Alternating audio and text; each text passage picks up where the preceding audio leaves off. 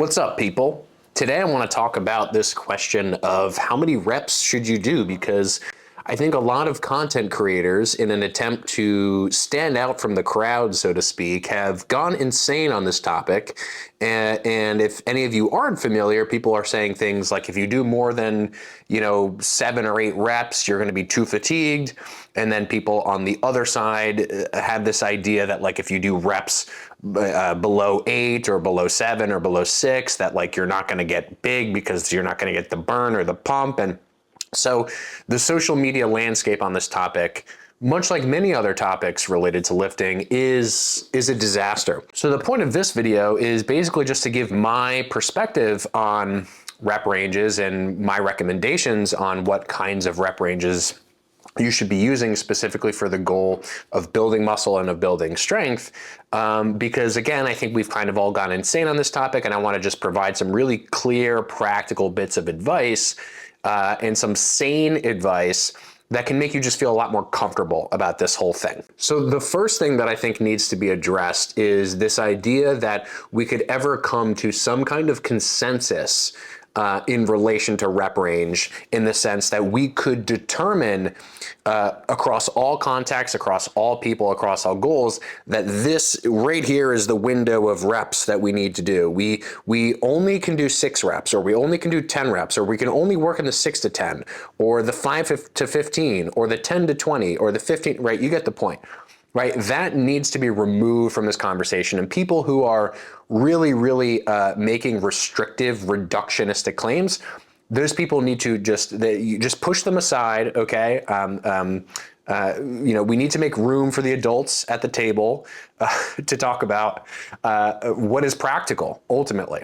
So that's what all this, to me, really traces back to, right? There's never going to be an answer, in the same way that there's never going to be an answer to nutrition, right? Nutrition is, there's so many things in nutrition that are actually so much more complicated than how many reps should you do, right? That it would be silly to suggest that anyone should only eat this set of foods, or only eat this amount of ingredients and this dose, right? That just wouldn't make any sense to most people, okay? So I think the same of rep ranges. Okay, so what do I mean by practicality? Because to me, practicality is what all this stuff comes down to. So let's take 2 extremes, okay? And we're gonna work sort of inward from the extremes. Imagine on one end of the extreme, you are someone who only ever does sets in the 1 to 3 rep range. You're like, I'm just the low rep guy or girl, right? And therefore I do low reps only. And on the other end of the extreme, there's the high rep people. So I only do 15 plus, I only do 20 plus. Some people I know do 30 plus. Some people I know do 50 plus, or I'm talking to them and they're like, yeah, my set of crunches was, 3 minutes long, or was something crazy like that, that you would be like, what's going on here? So those are 2 ends of the extremes. And at either end of the extreme, you run into problems, right? Much like many other areas in life, and specifically in areas of biology where we're looking at the sort of tail ends of stimulus. So does that mean that there isn't a use case for the extremes? No, it doesn't mean that there isn't a use case for the extremes, but both of the extremes run into major issues, in my estimation, practically speaking. And again, so much of training, so much of building muscle comes down to the practical side of things, right? It's like, can you make it to the gym? Can you train consistently X amount of days per week? Can you just accumulate enough volume? Do you have enough time? Those are the things that really deeply matter. Are you in pain when lifting or not, right?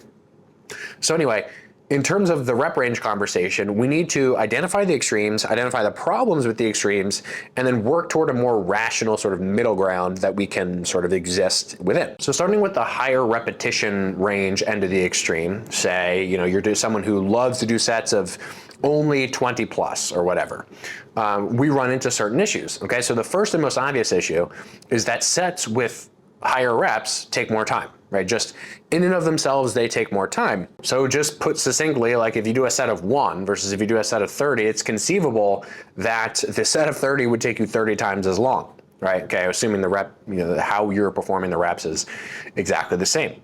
So the most obvious problem to me, the most obvious downside of doing higher rep sets is just simply time. And it seems kind of like a minor distinction, like what is the difference between, doing a set of 12 and doing a set of 20 or 30? Well, it might seem minor on the scale of just comparing a set to a set. You know, a set of 30 might only be 10 seconds longer than a set to 20 or something like that. But when you start to add all of that extra time up over the course of a session, say where you're doing 20, 30 sets, that's a lot of extra time in the gym. That's a lot of extra time where you could be doing additional sets, where you could be, hell, going home and being with people you like to be with. Just doing any kind of other thing other than just putting yourself through hell for no necessary reason. So that's the biggest thing. The second biggest thing, and these are the kind of two major problems I see with higher rep ranges, is just the limitation that it can potentially create on something like your aerobic or cardiovascular system. So for example, a set of 30 might be totally fine doing biceps curls or lateral raises or something. But the minute that you do a set of, and I'm talking about harder sets, by the way, I'm not talking about like walk in the park, we're warming up. The minute that you do a set of 20 or 30 reps on a set, say, of hack squats or leg press or deadlift or RDL or any of these exercises that are more sort of systemically, globally demanding, just do me a favor, do one hard set of 20 to 30 reps of any of these bigger compound moves, right? These deadlifts, squats, etc., and just watch what happens to the rest of your session, right? Not only just during the set might your rate limiter be like your heart rate and your ventilation and your capacity to just breathe, rather than the actual local muscular fatigue of the target tissues, but the rest of your session might also just be garbage, right? You do a really difficult set of squats at the beginning of a leg workout. Guess what? The rest of your workout is going to feel like you've basically been hit by a Mack truck, okay? So those are the two major problems with the super high end end of the extreme. Again, all assuming that you're doing actually hard sets. Now, if we go to the other side of the spectrum, right, the super low rep crowd, the downsides of the low rep crowd are, again, twofold. I identify two major issues. The first major issue is just that the wiggle room that you have in every single set that you do is much more narrow, right? So for example, if you're doing a set of 20 on bench press versus a set of 3 on bench press, again, just to paint clear pictures here, the weight that you would need to be using on a set of 3 is so much more substantial than on a set of 20 that if you deviate out of that path of the bar just by 0.5%, the set is screwed, right? And I'm not necessarily even talking about injury or injury risk, although that is also a factor. I'm really just talking about you being able to do the set without fucking it up, right? Without getting to a point where you just misgroove and then you can't recover from the misgroove, so the set is over or what have you, or maybe you get hurt doing that, right?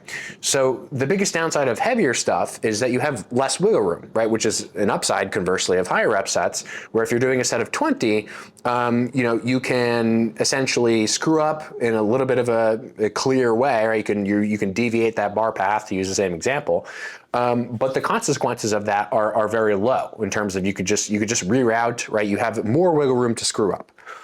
Now, an additional downside to, again, the low rep extreme, other than just the fact that it's easier to screw up and potentially as a consequence, it's also probably higher risk of injury. Just using heavier loads, it makes sense. Higher risk of injury with heavier loads. A lot of people like to talk about how, oh, there isn't research that heavier loads cause more injuries. And I'm like, okay, well, what do you see? Use your eyeballs and look at what you see people doing in the gym and look at what you see happening to people who are constantly lifting heavy weights. They're not lifting heavy weights under super high amounts of control like they would control medium to heavy weights, or medium to lighter weights rather. What they're doing is they are prioritizing the heaviness of the load so much that technique just seems to go out of the door, right? It's like all of a sudden the stimulus, the challenge, the fatigue of the exercise is no longer the goal.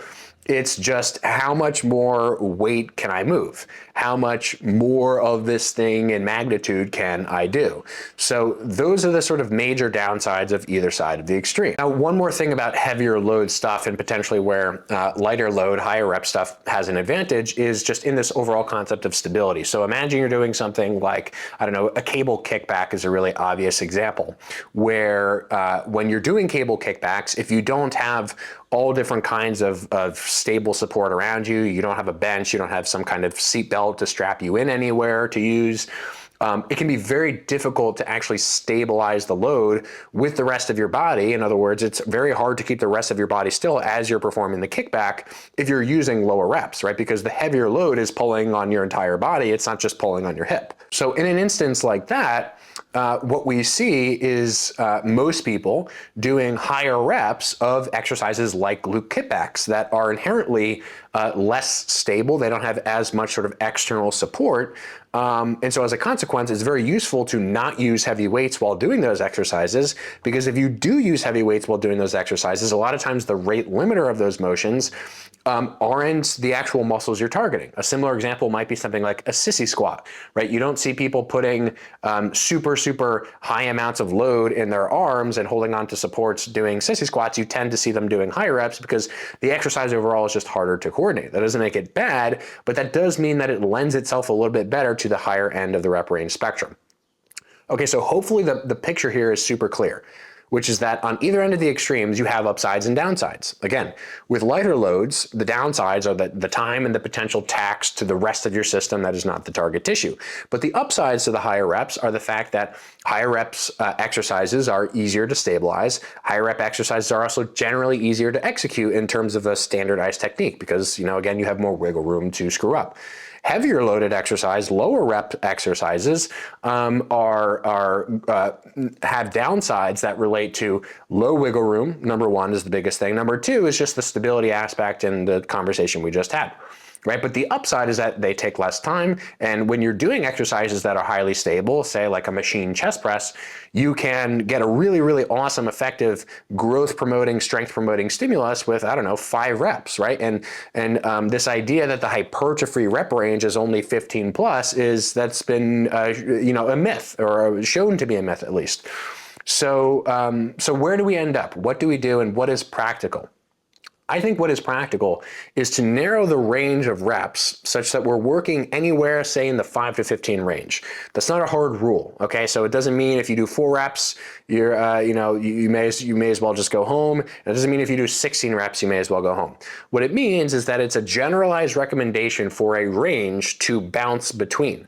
So what I mean is that if you have that range and you say, okay, my general scheme is to use anywhere from 5 to 15 reps on average.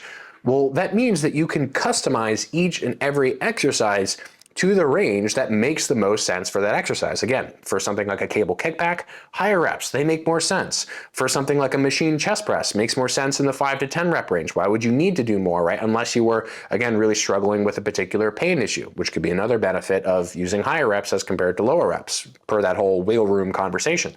So overall, the same perspective here, clearly. So it seems so obvious once you kind of work through the thoughts about it, is that you should not just unnecessarily constrain yourself to one part of the range or another. What you should do is you should say, here's this whole big range, and I'm going to allow myself to use any number of reps in that range because all of it is great. All of it has different benefits, upsides and downsides. Per the conversation of progression, right, it makes progressing exercises a lot easier. Why? Well, because when you give yourself a range of reps, right, say you, again, let's just stick with the 5 to 15 example, you can progress in reps over time. So an exercise that was once difficult at 5 reps, once you get really good at it, you do 6, 7, 8, 9, 10, maybe over the course of, I don't know, if you're an advanced lifter, it could take 6 months or maybe more, right? You progressing reps up to 10 to 15 or somewhere in that range. You've gotten so much stronger just within that range. And that's so, like, the amount of progress that you're capable of generating, just adding reps to a single reps to a single set of a collection of sets in an exercise, like that's what drives progress, is getting good at exercises, giving yourself wiggle room to work up and down rep ranges, and then progressing in load over time. And so I've talked about this before on my channel, where I like to use a double progression model. And basically, in simple terms, what that means is that you pick a weight on an exercise, you work up in reps on that exercise over time until you get to a higher end of a rep range. And then once you get to a higher end of the rep range, say you start at 5 and eventually over a very long period you work up to 12 to 15 reps, then you add weight, and when you add weight, you naturally dip down in reps. So it's kind of this conversation between adding weight, reps, adding weight, the reps reset down low, right? You can just do that, effectively forever. in most cases. Overall, I hope this perspective makes sense to you just intuitively. You're like, oh yes, finally that just lands. I don't need to listen to the latest guru talk about why this rep range is the magic one and why this rep range is trash. You can just assume that, like, okay, the most important things in exercise are the practical things, right? Can I do an exercise that targets the right muscle? Can I do it pain-free? And can I do it in a rep range where I'm able to challenge myself and add load or add reps over time? It's like, bingo bango, that's the sauce, right? And the farther that you move away from those practical considerations, the more unnecessary constraints that you create for yourself and the more problems you create for yourself as a consequence, right? You don't see people who are hypermuscular worrying about a bunch of stuff that doesn't directly affect their practice, right? What you see happening is you see people training hard, doing motions that don't hurt them, and then adjusting their strategy when they run into problems, right? And the more that you constrain yourself unnecessarily, right? The same conversation could be said about exercise selection, right? If you assume that you have to do exercise A, B, or C, and you can't do exercise D, but exercise D is the only one that feels good because for whatever combination of reasons, you're gonna just unnecessarily dig yourself into a hole that you never needed to be in the first place, and that you don't ever need to be in again. So in the same way that there are no must-do exercises, at least when it comes to growing muscle, there are also no must-do rep ranges. So when I said 5 to 15, you could use 6 to 16. Just find the practical limits of your preferred rep range and find for what exercises lower ranges and higher ranges or medium ranges feel good. On average, and this would probably make sense to you intuitively, I tend to float between 8 and 12 on most things. That's just kind of how I like to train. That's just how, practically speaking, a lot of things have worked out well for me. For you, you might prefer higher reps, again, on certain exercises for whatever reason. And in addition, this may change over time. So an exercise that once felt good with lower reps, well, maybe you weren't nearly as strong. Fast forward a year, 2 years, 3 years later, now you've gotten so much stronger that using lower reps on that same exercise actually is no longer viable for stability reasons or discomfort reasons or whatever else. So I hope this take makes sense. Please don't paralyze yourself and listen to people who give you straightforward black and white answers. It's always going to be a range. It's always going to be just a matter of prioritizing the practicality of all things above everything. And just making sure that you are actually trying to think for yourself and trying to problem solve for yourself before you're just going to blindly listen to anyone on the internet, me included. I hope this video helps you. If it does, share it with a friend, something like that, and I'll see you all in the next one.